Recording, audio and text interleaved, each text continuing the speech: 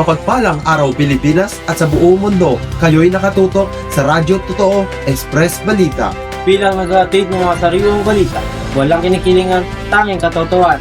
Ako si Nel Bernard Coronado. At ako naman si Aljun Tatubay. Narito ang mga balita tinututukan at patuloy na sinusubaybayan. Simulan na natin ang pagbabalita. Ito ang Radyo Totoo Express Balita.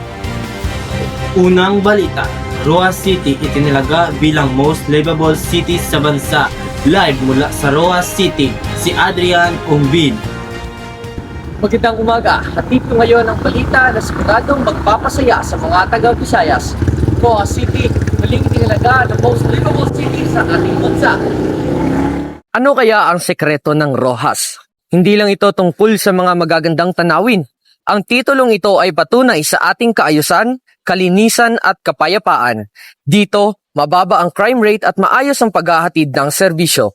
Bilang seafood capital, hindi rin natin maitatanggihin ang biyaya ng dagat. Sa maayos na pamamahala at aktibong suporta ng komunidad, ang Rojas City ay patuloy na umuunlad. Ito ay tunay na sentro ng kaunlaran at ginhawa.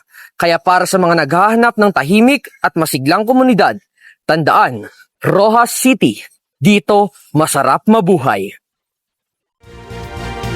Para sa ikalawang balita, balitang edukasyon live mula sa Roa City si Dave Tarazona.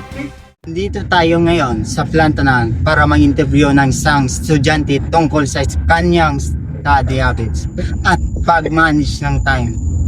What's your study habit? Kag paano mo manage ang time nimo pag-study?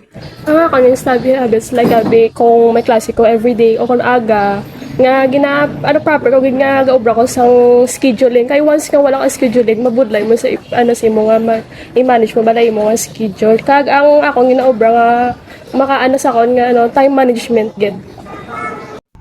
Yun lamang po. Salamat. Tatlong balita. Balitang pangkalikasan live mula sa Teodoro Arsenas Trade Center, si Mayen Dinosta. Magandang araw, Rojas. Andito po tayo ngayon sa Teodoro Arsena Trade Center, kung saan issue ang mga nakatambak na basura sa gilid ng kalsada. Nay, ano yung mo mahambal about diri sa basura natin sa lipunan? Okay, kaya ginalimpiwan man.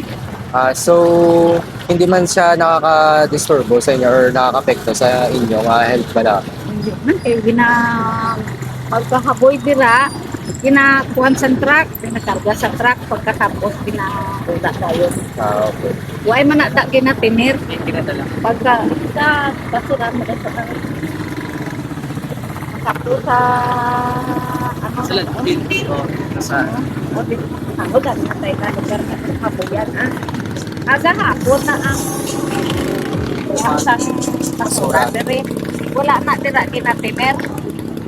Pagkatapos ang pang-aga nga silhig o himos sa basura, pagka-alas 10 na or mga alas 9, ginatulog na dahil sa basurahan. Amo manikon hapon, ginbuha naman, kagitulong naman, kagipula naman sa basurahan. Ang yan nga masilig nga gamay para naman na sa aga pa o mga alas 10. May buha ang ula sa aga. Mga aga pagit bala, tapos mga alas 10 kita mo ang basura. Ang problemang ito ay hindi dapat natin pinapawalang bahala. Hanggat maaga, dapat itong maagapan para sa mga mamamayan. At yan po ang mga balita at mahalagang impormasyon sa araw na ito mula sa aming news team. Ako po si Aljun Tatubay. At ako naman, si Nel Bernard Coronado. Magandang umaga, Pilipinas!